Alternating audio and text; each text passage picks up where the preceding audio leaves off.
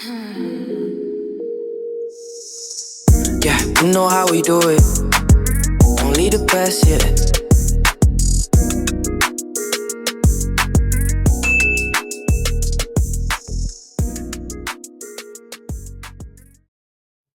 No. Before we even start this podcast, somebody needs to explain something to me because the internet has been dragging me all weekend. Dragging you? What did you do? Not me! Geh Geh! Have you people seen these wedding videos? Oh, I've seen them, and I've seen the reactions too. The reactions are actually funnier than the videos. People are saying no. It cannot be him. This must be AI. That's the part that finished me. Imagine your followers believe in your message so much that when they see you at what looks like a wedding, they say technology must be responsible. To be fair, there is still confusion around exactly what that ceremony was, so we're not going to marry the man on his behalf. Thank you.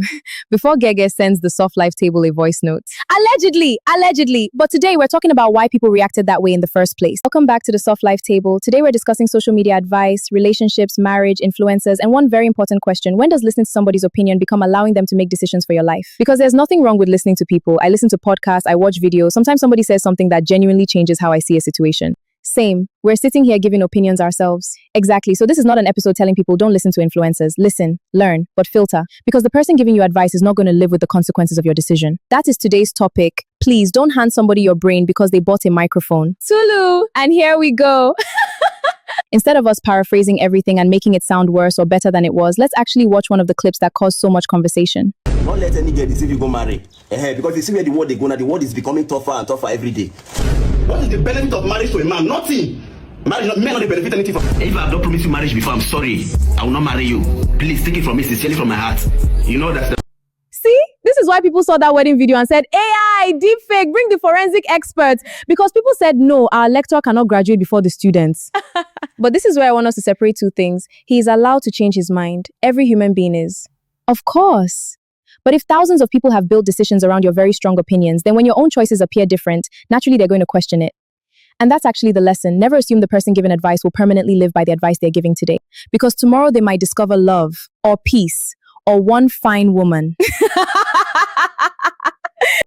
But let's break down why his followers reacted so strongly. It wasn't only one comment about marriage. His content has included very strong messages around men protecting their finances, questioning whether modern relationships benefit men, and warning men against taking on a girlfriend's financial responsibility. He's also told young men at different points to focus on themselves instead of girlfriends. And he has made the argument that some women treat relationships like employment, meaning they expect the man to financially provide simply because he's the boyfriend. Now here's where filtering becomes important. Is there a useful principle inside that message? Yes. Don't let somebody financially exploit you. Men should have boundaries too. Absolutely. A man should be able to ask, does this relationship feel mutual? Am I being valued as a person or only for what I provide? That is a healthy question. But going from don't allow yourself to be used to marriage has no value is a much bigger conclusion. Exactly. One is a boundary. The other is a life philosophy. Okay, there's another one I want us to watch because this one was very direct. Get married. If you care about your future, you care about your finances, don't get married. Women, they use marriage as a tool to destroy men. See, this is where a 19-year-old boy can hear that and take it as having any relationship at all will destroy my future. When maybe the actual useful message should be, don't abandon your future because you're chasing a relationship. Exactly, build yourself, have goals, don't spend money you don't have trying to impress people. Those are good lessons. But can you build yourself while being in a healthy relationship? Of course. People do it every day. A good partner can even encourage you. Somebody can say, babe, close TikTok and go finish your application. That's love too. Then there's another idea he's publicly promoted, the idea that men might be better off having children outside marriage rather than marrying. That's where I personally get off the bus. You were on the bus? I was listening. Let me listen. The argument is basically that marriage can expose men to financial or emotional risks, so avoiding the institution protects them. But having children with somebody creates responsibilities whether you're married or not. Exactly. A baby doesn't say, oh, daddy didn't sign a marriage certificate, so diapers are free.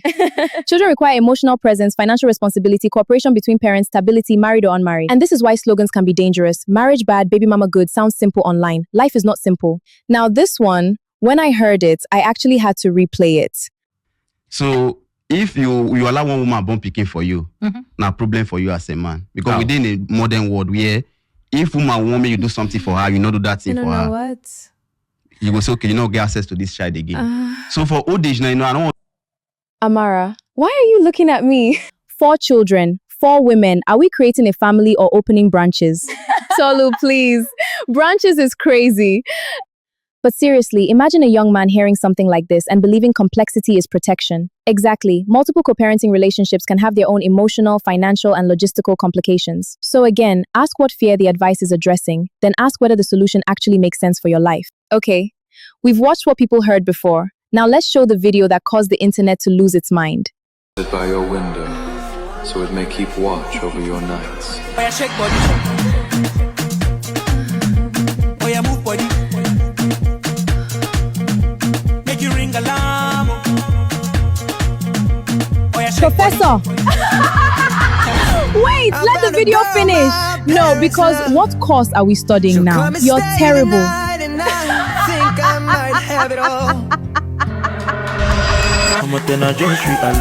I understand why people were confused.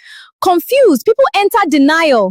And again, we need to say that the exact status of the ceremony has been disputed, but the reaction tells the story. People were so committed to the image they had of him that some literally said, this cannot be real. Imagine building a brand so strongly that marriage becomes unbelievable.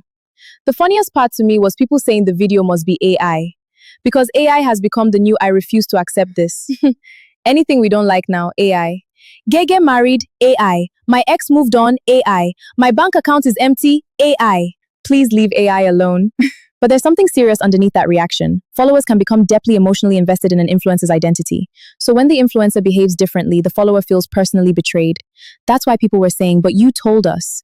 And that phrase should scare you a little. You told us, meaning some people were actually using those videos to make life decisions. Let me defend one thing though. If Geh Geh or anybody changes their mind about marriage, that is allowed. 100%. People grow. You can be 25 and say, I never want children, then be 35 and desperately want them. You can say, I'll never marry, then meet somebody and rethink it. You can say, I'll never date long distance, then somebody fine enters from London. Of course, you made it about fine. Changing your mind isn't hypocrisy by itself. But when you're an influencer, maybe it's also worth saying, my perspective has changed. Especially if your old perspective influenced thousands of people. I also want to talk about where advice comes from emotionally. Yes, if somebody has had terrible relationships, watched ugly marriages, been financially used, or been betrayed, their advice may naturally become more defensive. Understandably.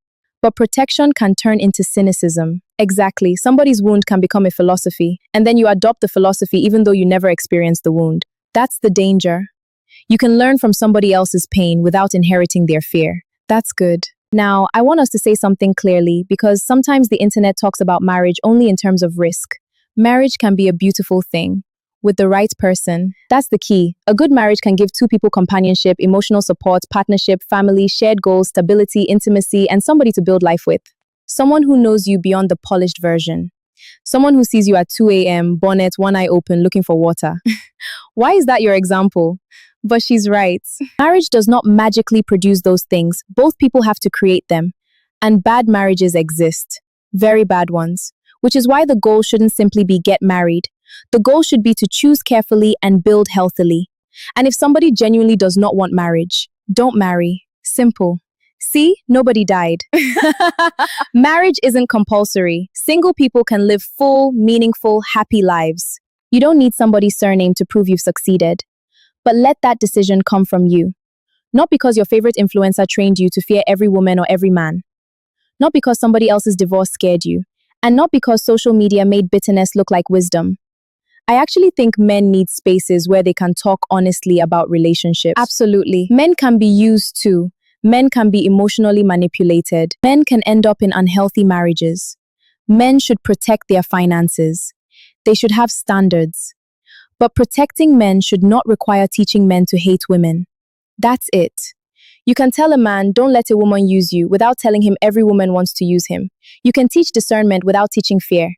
And you can teach men to build themselves without pretending love will destroy them. Because let's not behave like women don't consume crazy advice too. Oh, we absolutely do.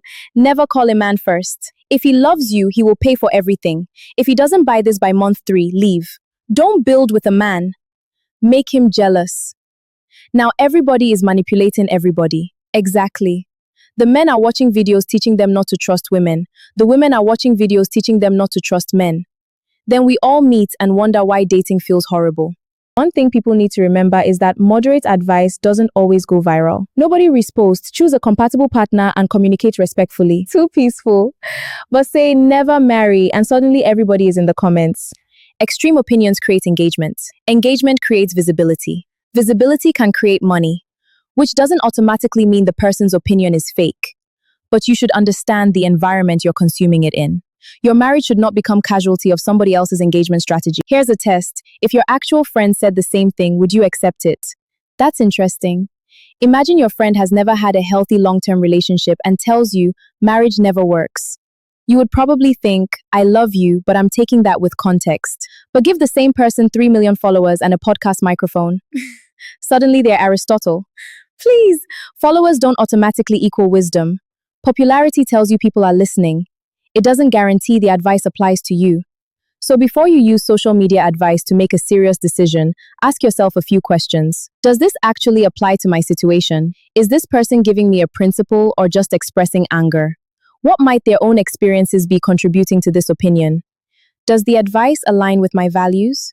What would happen if I followed it and they changed their mind tomorrow? And my favorite, would I still make this decision if I never saw that video?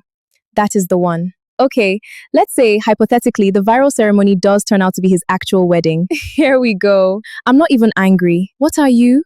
Impressed.